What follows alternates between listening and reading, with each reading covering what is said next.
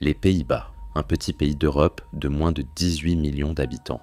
Connu pour ses canaux, ses jardins de tulipes, ses moulins à vent et son fromage, il est en train de changer.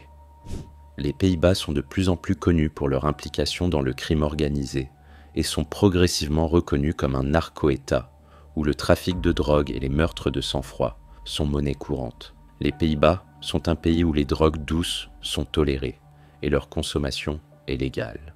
Amsterdam est réputé pour ses coffee shops. Des touristes du monde entier visitent la capitale néerlandaise pour pouvoir acheter et fumer du cannabis en toute liberté.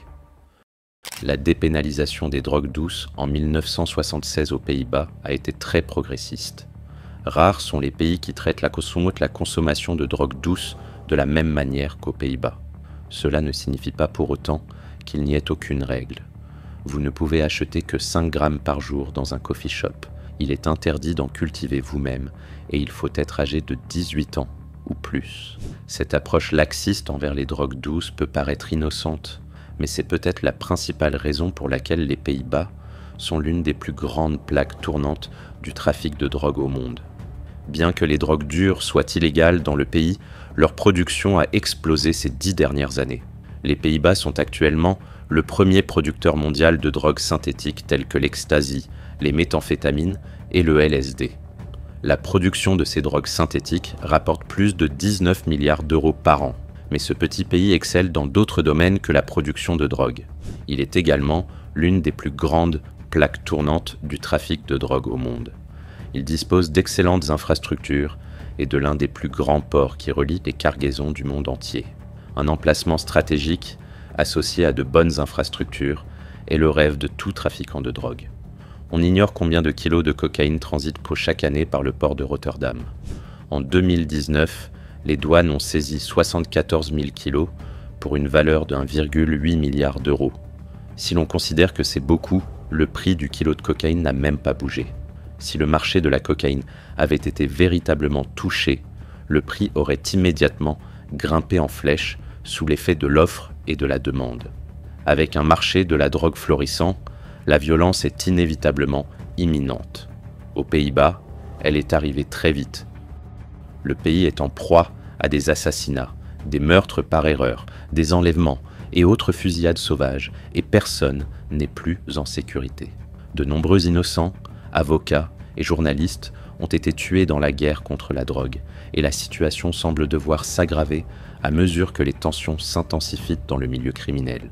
L'assassinat de Dirk Wiersum illustre parfaitement cette violence extraordinaire. Il a été abattu en pleine rue, un mercredi matin, alors qu'il quittait son domicile du quartier de Buitenveldert à Amsterdam. Il représentait Nabil Bakali, dont le frère a également été abattu peu après que le parquet l'a cité comme témoin, dans une affaire impliquant 16 accusés de 5 meurtres commis entre 2015 et 2017. Femke Halsema, maire d'Amsterdam, a qualifié la fusillade de très inquiétante, tandis que Mark Rutte, Premier ministre, l'a qualifié de choc pour notre société, car la victime faisait son travail, un rôle essentiel dans notre état de droit. Jan Struijts, du syndicat de la police néerlandaise, a averti que le gouvernement et les législateurs sous-estimaient l'ampleur du crime organisé dans le pays, déclarant « Cela confirme que nous vivons dans un narco-État ». Ridwan Taghi et Saïd Razouki, deux des principaux suspects de l'affaire sur laquelle travaillait Wiersum, étaient recherchés aux Pays-Bas et faisaient l'objet d'une enquête internationale. 11 personnes, dont Bakali, qui a fourni à la police plus de 1500 pages de témoignages contre le groupe en échange d'une peine plus légère, sont toutes détenues, soupçonnées d'appartenir à un réseau de trafic de cocaïne. L'avocat de Nabil Bakali n'est pas le seul à avoir été tué. Son confident, Peter R. de Vries, également journaliste spécialisé dans les affaires criminelles, a également été tué en plein jour. Il était l'un des reporters les plus célèbres du pays, et les procureurs pensent que son exécution a été commanditée par Taghi. De Vries s'étant rangé du côté de Nabil Bakali, la seule option était son exécution. Un an plus tôt, l'un des plus grands journaux des Pays-Bas, qui traitait régulièrement de trafic de drogue, avait été attaqué. En juin 2018, Un minibus avait violemment percuté la porte d'entrée du bureau. Le minibus était rempli de gros jerrycans d'essence. Le conducteur est sorti de la voiture, a mis le feu à l'essence et a pris la fuite, causant d'importants dégâts. Ce n'était pas la seule attaque contre un grand journal. La même année, un autre bureau d'un journal avait été la cible de tirs de bazooka. Vers 23 heures, des voisins ont entendu un bruit très fort et des éclats de verre. À l'arrivée de la police, il était clair que l'auteur avait tiré sur le bâtiment avec un bazooka et avait pris la fuite. Il a ensuite été appréhendé. Ce journal avait une fois de plus couvert de nombreux crimes dans le pays et était donc considéré comme un ennemi des trafiquants de drogue. La tension entre les gangs s'est accrue, tout comme le nombre d'assassinats dans le pays. Mais contrairement à l'époque, les gangs n'embauchent pas plus de tueurs à gages professionnels. Ce sont désormais des jeunes qui n'avaient jamais tenu ni tiré d'armes qui sont embauchés. Souvent, ils obtenaient peu d'informations sur leur cible et ne se donnaient pas la peine de faire des observations eux-mêmes. Ils voulaient de l'argent et vite. Cela a entraîné la mort de près de 20 innocents. Près de 20 personnes ont été prises par les tireurs pour leur cible, alors qu'elles n'étaient genre pas leur cible. Des familles, des hommes, des femmes, tous innocents, mais qui se trouvaient au mauvais endroit, au mauvais moment. En 2014, Rob Zwickhorst a été tué alors qu'il promenait ses chiens, car le tueur pensait qu'il était Rob Van Den B.